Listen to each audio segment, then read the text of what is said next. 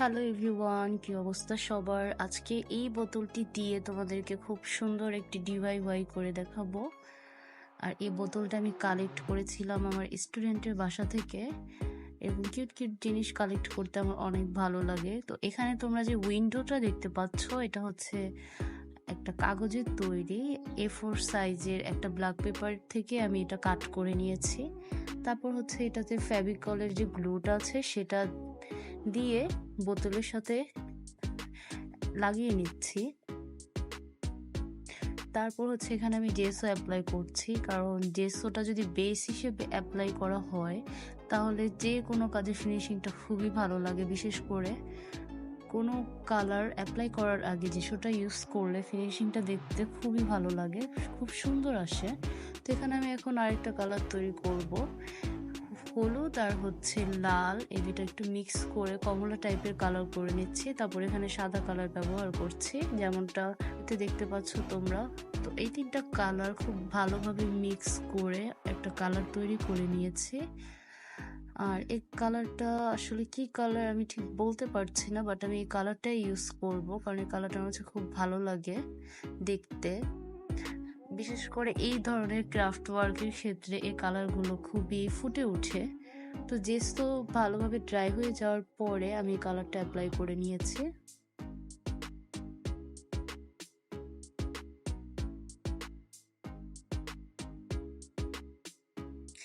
এই ডিআইওয়াই গুলো এতটা সুন্দর আর অ্যাস্থেটিক হয় যে তোমরা চাইলে এই টাইপের কাজগুলো করে তোমাদের প্রিয়জনকে গিফটও করতে পারো। আসলে এগুলো দেখতে খুবই সুন্দর আর অ্যাস্থেটিক হয়। তো এখানে তোমরা দেখতে পাচ্ছ যে আমি পাউডার নিয়েছি, এটা হচ্ছে ওয়ালপুট্টি পাউডার। ওয়ালপুট্টি পাউডারের সাথে আমি এখানে 1 টেবিল স্পুনের মতো অয়েল নিয়েছি, কোকোনাট অয়েল। তোমরা যে কোনো টাইপের অয়েল ব্যবহার করতে পারো। আর তারপর হচ্ছে এখানে নিয়েছি ফেভিকলের গ্লু।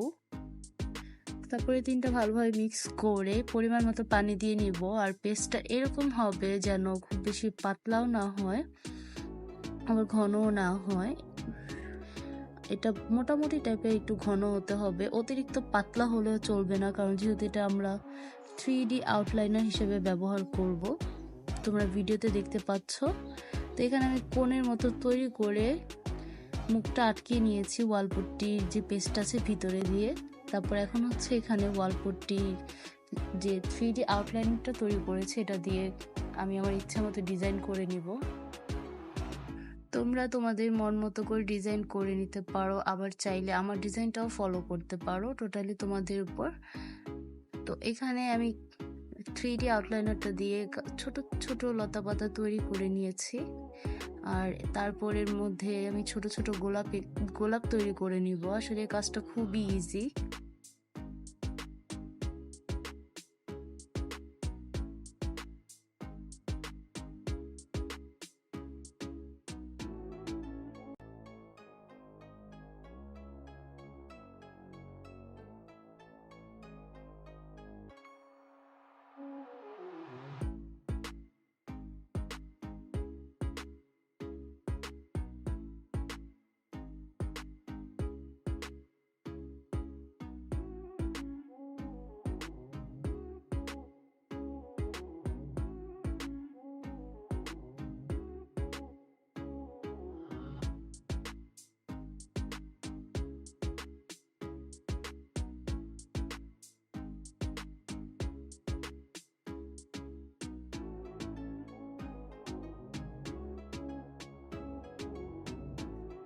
এখন যেটা করব, 3D আউটলাইনের কাজটা ড্রাই হতে হতে এখানে আমি আরেকটা কালার তৈরি করে বোতলে একটা পেন্টিং করব। দেয়ালের যেমন হয় লুকটা দেখতে, ঠিক সেরকম, যাতে দেখতে ওয়ালের মতো একটা লুক হয়, ওয়ালের যেমন ব্রিকগুলো থাকে সেই লুকটা আনতে চাচ্ছিলাম। তো এই তিনটা কালার মিক্স করে আমি লুকটা এনেছি।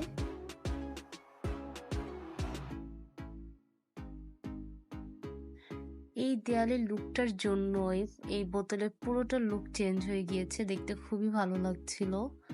তারপর 3D আউটলাইনারটা হয়ে যাওয়ার পর এখানে আমি কালার করে নিচ্ছি। পাতার জন্য সবুজ রং ব্যবহার করছি, আর ফুলের জন্য এখানে ব্যবহার করব লাল রং।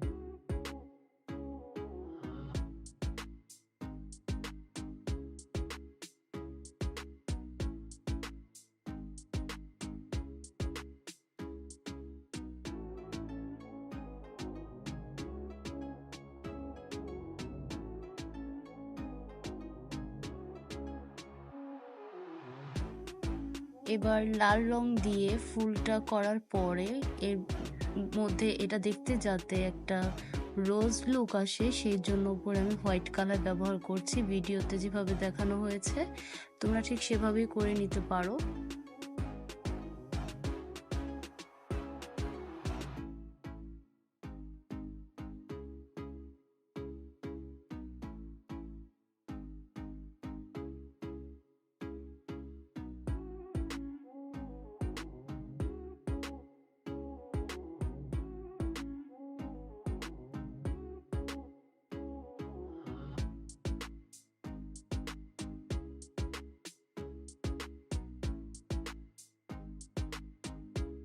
তো এই তো ডান আমাদের বোতলের যে পেইন্টিংটা ছিল।